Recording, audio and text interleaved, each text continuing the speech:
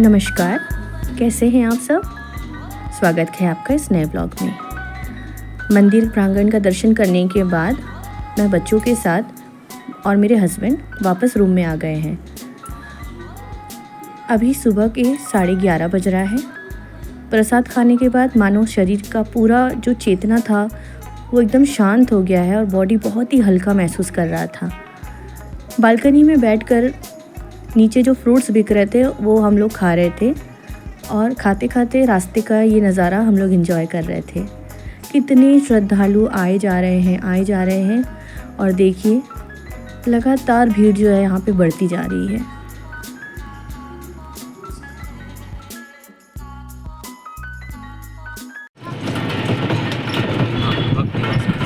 अभी शाम के 4:30 बज रहे हैं। मैं मेरे हस्बैंड और दोनों बच्चों के साथ शेगांव भ्रमण के लिए हम लोग निकले हैं।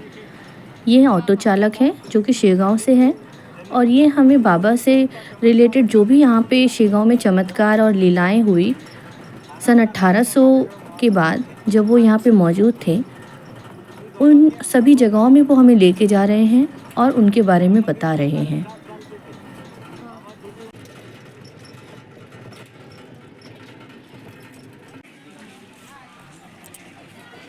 आइए, चमत्कारों से भरा ये शहर शेगांव और बाबा की लीलाओं का जो कहानियाँ हैं और किस्से हैं उनके बारे में थोड़ा रूबरू होते हैं। तो पहले जहाँ हम आए हैं यहाँ भी एक समाधि मंदिर है। ये पहले जब बाबा यहाँ आए थे तब खेत हुआ करता था और खेतों के बीच में ऐसे वट वृक्ष के नीचे बाबा अक्सर आके बैठा करते थे और लोग आकर के उनके पास बैठकर उनकी बातें सुनते थे। बाबा कई ऐसे चमत्कार और लीलाएं करते थे जिसे देखने के लिए सभी लोग आते थे। और वैसे ही एक रोज़ ब्रह्मागिरी के कुछ महाराज यहाँ पे आए उनकी लीलाएं देखने। ब्रह्मागिरी महाराज ने बाबा जी से कहा कि आपके चमत्कार को तो हम भी देखना चाहते हैं। क्या आप सच में भगवान हैं या फिर भगवान होने का केवल एक नाटक कर रहे हैं। बाबा उनकी बातें बहुत ही आराम से सुन रहे थे। वो बैठे बैठे बात ही कर रहे हैं कि तभी उनके सिंहासन में आग लग जाता है और आग लगते हुए भी बाबा बहुत ही काम डाउन होकर उनसे बात करते हैं। जब आग लग गई तो ब्रह्मागिरी जो महाराज थे वो देख करके बहुत डर गए और चकित रह गए कि ये बाबा को कुछ हो क्यों नहीं रहा है या बाबा भाग क्यों नहीं रहे। तो ब्रह्मागिरी महाराज उनके सामने नतमस्तक हो गए और उनकी लीलाओं को वो मान गए कि ये जो है ये कोई साधारण पुरुष नहीं है, कोई ना कोई महात्मा ही है। और तब से वो भी उनके शरण में आ गए। ये कुछ झांकियाँ दृश्य के माध्यम से यहाँ पे बनाई गई हैं। आशा करती हूँ कि आप सब इस चित्र को देखकर कुछ समझ पा रहे होंगे।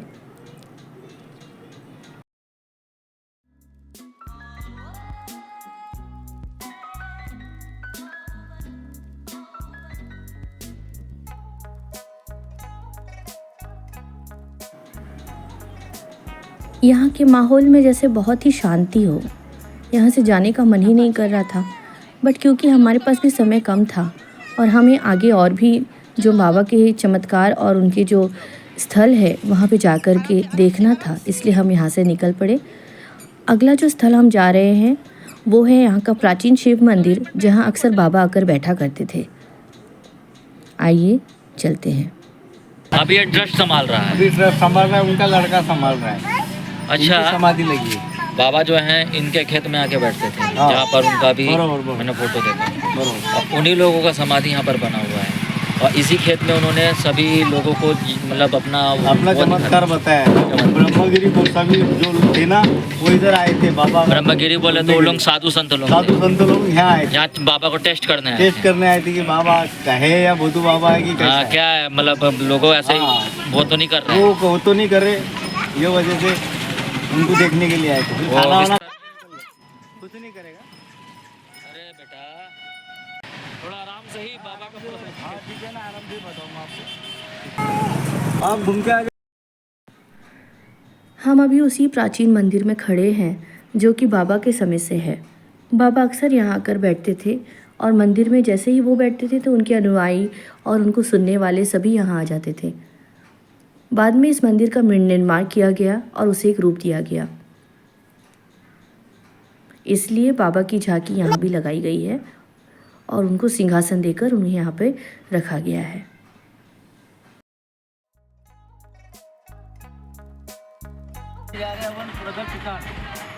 बाबा पहली बार प्रकट हुए, उन्होंने पहचाना।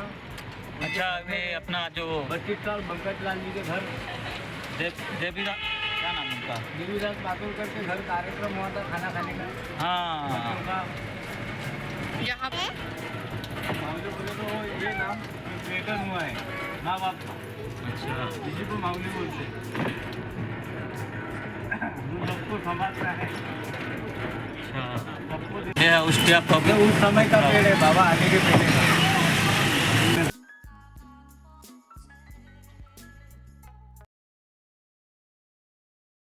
अभी हम बाबा का प्रकट स्थल देखने आए हैं, जब वो शेगांव में पहली बार यहाँ पे प्रकट हुए थे। ये वो घर है जिसमें दावत का कार्यक्रम चल रहा था और ये दावत बंकटलाल सेठ के द्वारा दिया गया था। और ये वो वट वृक्ष है जो कि 200 साल पुराना है और इसी वृक्ष के नीचे बाबा पहली बार प्रकट हुए थे। सबसे पहले हम बंकटलाल सेठ कौन थे उनके यहाँ चल के देखते हैं। ये बंकटलाल सेठ का सदन है जहाँ पे उनकी दुकान हुआ करती थी और वो एक सेठ थे। अक्सर बाबा यहाँ आकर बैठते थे।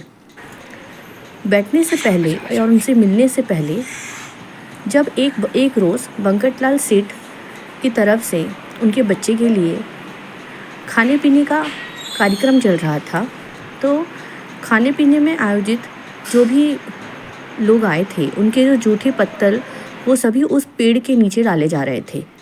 उसी वट वृक्ष के नीचे बाबा आए और वो बैराग के फॉर्म में थे, मतलब कि उन्होंने सिर्फ एक कपड़ा ही एक गमछे की तरह बस रखा हुआ था और वो उन जूठे पत्तलों से खा रहे थे। बंकटलाल सेठ और उनके साथ में एक और सेठ थे, वो उन्हें देख करके आश्चर्य हो गए और उनको देखते रहे। कुछ देर तक देखने के बाद उन्होंने बाबा जी से बोला, बाबा यदि आपको भूख लगा है तो आप हमें बताएं, हम आपके लिए अच्छा भोजन लेके आते हैं। बाबा ने बोला ले आओ। तो बाबा के लिए उन्होंने खाने में जो भी पकवान बने थे वो सभी कुछ लाकर उनको दिया।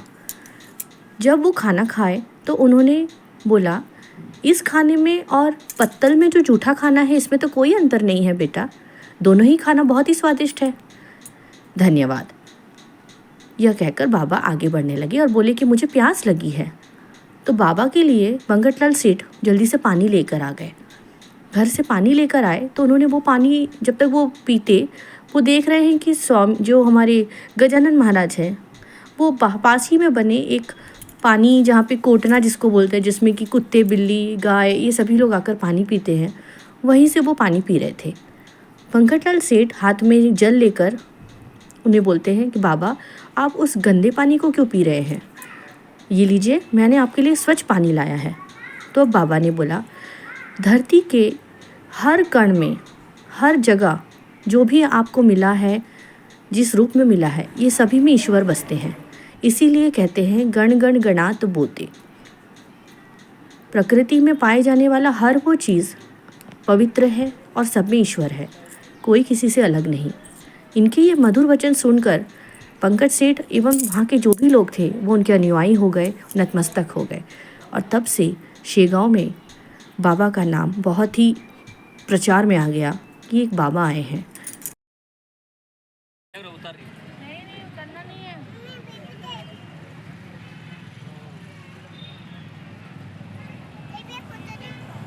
शाम के लगभग 6:30 बज रहे थे और शेगांव के लगभग सभी वो चमत्कारी स्थल जहाँ पे बाबा की लीलाएं थी हम घूम चुके थे और अब हम शाम की चाय पीने के लिए इस जगह पे रुके थे। ऑटो चालक ने बताया कि यहाँ की चाय बहुत ही अच्छी है और ये मेरे पहचान वाला है, इसलिए हम सब यहाँ रुककर उसे भी चाय दिया और हम भी चाय पीने लगे और वाकई में चाय बहुत टेस्टी था। से भी अच्छा है। कुछ ही दूर हम लोग कुछ ही देर में पहुंच गए मंदिर प्रांगण के पास और वहाँ एक अजीब सी लीला होने लगी। जब मेरी नज़र आकाश में पड़ी तो देखती हूँ बहुत सारे पक्षी ऐसे ही गोते लगाए जा रहे हैं और बहुत सारे पक्षी थे, देखकर मानो आश्चर्य लग रहा हो, पर शेगांव के लोगों के लिए ये रोज की बात थी। खैर बाबा का शहर है, बाबा की लीला अपरंपार है, ये सोचकर मैं भी आगे बढ़ गई पर यहाँ तो ये सारी आम बात है। भूख इतनी लग रही थी कि शेगांव की कचौड़ी कैसे मिस कर सकते हैं, तो हम चले आए शेगांव की कचौड़ी लेने। साथ में हमने लिया थाली पीठ जो कि साबूदाना से बना होता है और आलू गंडा। यहाँ पे इवन फ्रोज़न कचौड़ी जो कि शेगांव कचौड़ी कहते हैं वो भी मिलता है, जिसे आप घर ले जा सकते हैं और बाद में फ्राई करके खा सकते हैं।